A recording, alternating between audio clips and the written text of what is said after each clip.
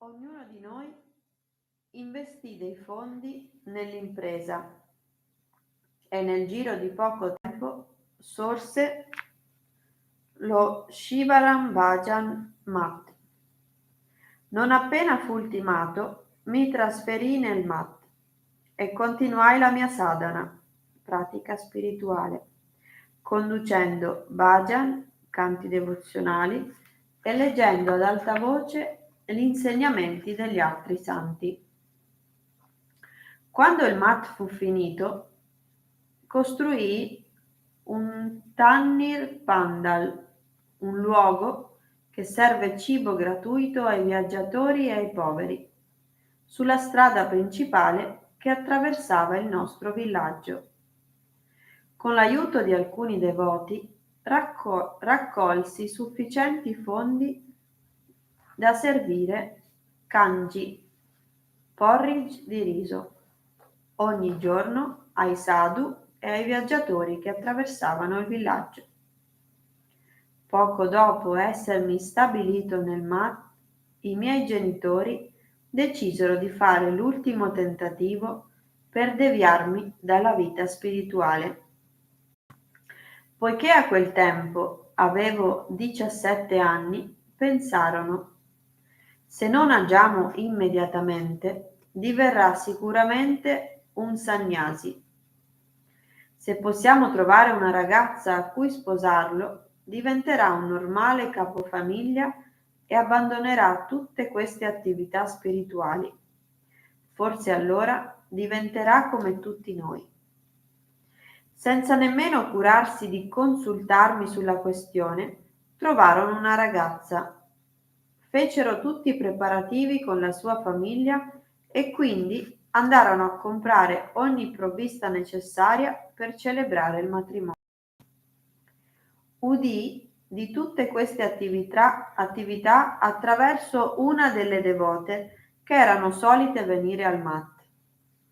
Non appena scoprì ciò che stava accadendo, informai i miei genitori che avrebbero dovuto porre fine a tutti questi preparativi, perché non avevo alcuna intenzione di sposarmi.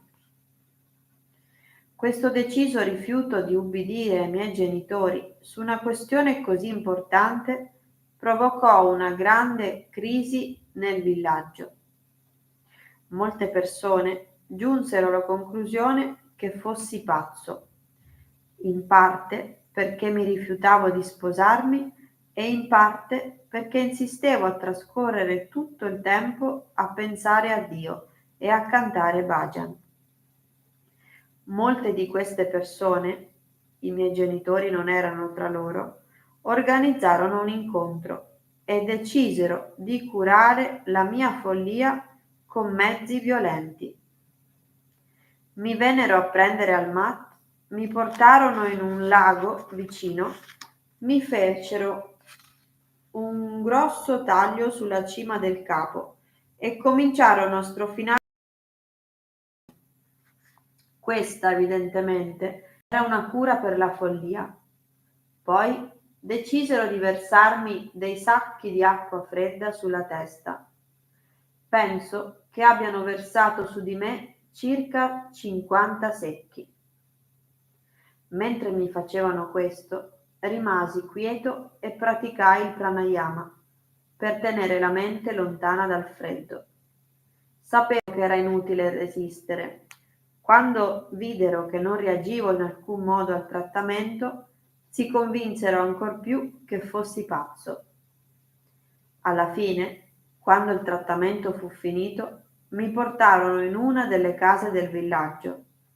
Là prepararono un sambar, salsa piccante, assieme a una zucca amara e me la fecero mangiare perché ritenevano che la zucca amara fosse un'altra cura per la follia. Circa 100 persone si erano riunite a osservare tutto ciò.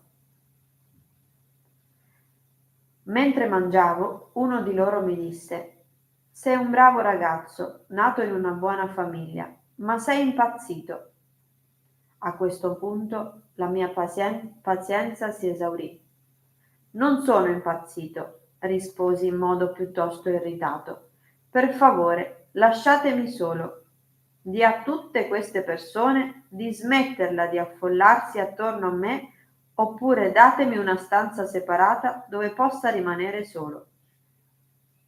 Non mi aspettavo alcun tipo di risposta, eccetto probabilmente un ulteriore corso di trattamenti, ma con mia grande sorpresa acconsentirono alla richiesta e mi permisero di ritirarmi in una delle stanze della casa.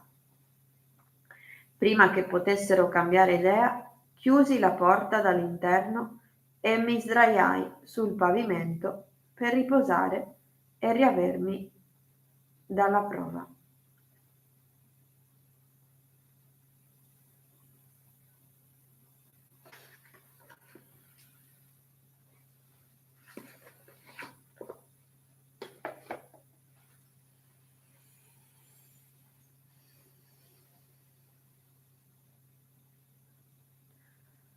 Om Sarana Bhavatu Sarano Bhunaktu Sarviryam Karavavahe Tejasvinavaditamastu Mavit Visarvahe Aum Shanti Shanti Shanti.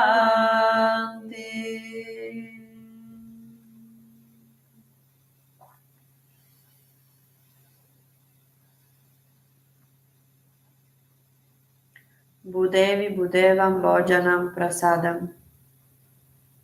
C'è un saluto.